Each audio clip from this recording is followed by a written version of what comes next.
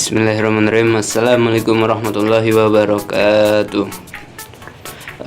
Alhamdulillahirabbil alamin wa bihi nasta'in ala umuri dunya waddin wassalatu wassalamu ala asrofil anbiya'i wal mursalin wa ala alihi wa sahbihi ajmain amma ba'du. Pertama-tama marilah kita panjatkan bersyukur atas berkat rahmat Allah sehingga kita dapat diberikan kesehatan dan inahnya. Sebelumnya izin memperkenalkan diri, nama saya Rizky Ojanatama, NPM 2021010115, Prodi Hukum Keluarga Islam, kelas D, semester 5. Di sini saya akan membuat sebelumnya sengketa tata usaha negara. Nah, sengketa tata usaha negara itu adalah sengketa yang timbul dalam bidang tata usaha negara dan antara orang atau badan hukum rata dengan pejabat tata usaha negara baik di pusat maupun di daerah sebagai dikeluarkannya keputusan tata usaha negara. Nah, jadi bagaimanakah proses penyelesaian sengketa tata usaha negara?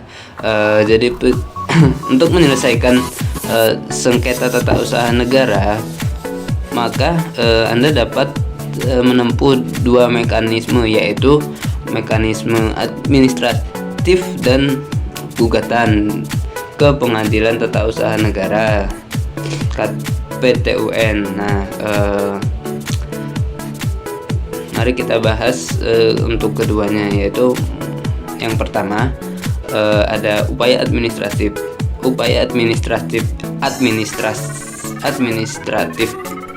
adalah suatu prosedur yang dapat ditempuh oleh orang atau badan hukum perdata apabila tidak puas terhadap suatu keputusan tata usaha negara.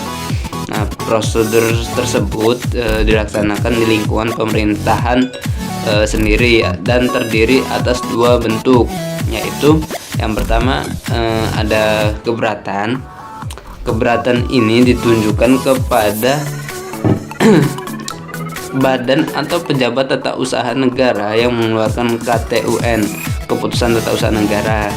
Nah, jadi jika kita tidak puas dengan keputusan tata usaha negara, kita bisa mengajukan keberatan yang itu ditujukan untuk kepada badan atau pejabat tata usaha negara. Nah, yang kedua ada banding administratif. Banding ini ditunjukkan kepada atasan pejabat atau instansi lain yang berwenang memeriksa ulang keputusan tata usaha negara yang disengketakan. Selanjutnya yang kedua itu gugatan melalui PTUN, Peradilan Tata Usaha Negara. Penyelesaian sengketa melalui PTUN ini dapat dilakukan ketika tidak tersedia penyelesaiannya melalui upaya administratif. Yang kedua, jika peraturan dasar dikeluarkannya keputusan tata usaha negara hanya menentukan upaya administratif berupa pengajuan surat keberatan, maka gugatan terhadap KTUN atau keputusan tata usaha negara yang bersangkutan diajukan kepada Peradilan Tata Usaha Negara. Nah, adapun alur pengajuan gugatan. Alur pengajuan gugatan tata usaha negara ini ke Peradilan Tata Usaha Negara adalah yang pertama gugatan. Gugatan adalah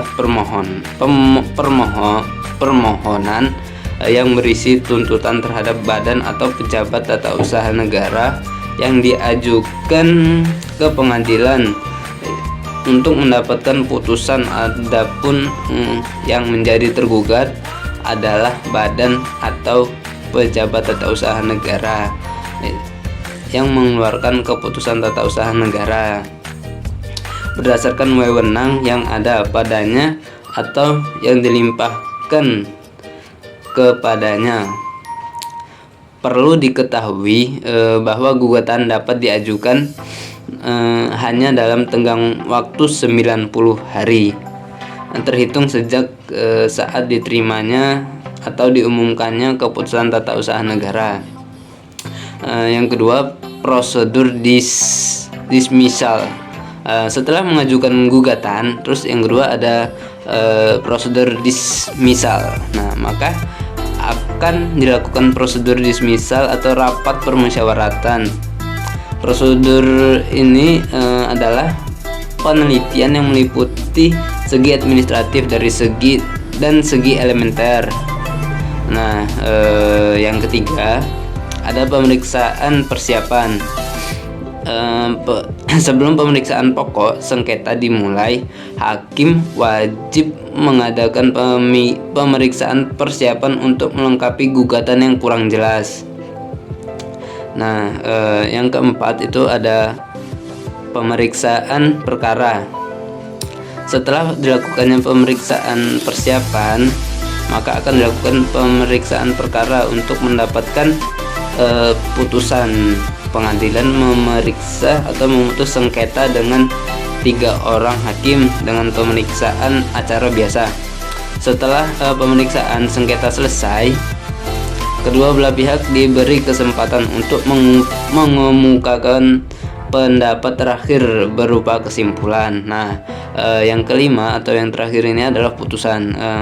Putusan pengadilan tata usaha negara dapat berupa gugatan ditolak, dikabulkan, tidak diterima, atau gugur. Terhadap putusan pengadilan tata usaha negara dapat dimintakan pemeriksaan banding oleh penggugat atau tergugat kepada pengadilan tinggi tata usaha negara. Bahkan jika penggugat tidak juga puas dengan putusan tersebut, dapat dilakukan upaya hukum kasasi hingga upaya hukum luar biasa peninjauan kembali kepada Mahkamah Agung. Nah, mungkin itu saja yang bisa saya sampaikan mengenai penyelesaian alur penyelesaian sengketa tata usaha negara. Lebih kurangnya saya mohon maaf. Wabillahi taufiq wal hidayah. Assalamualaikum warahmatullahi wabarakatuh.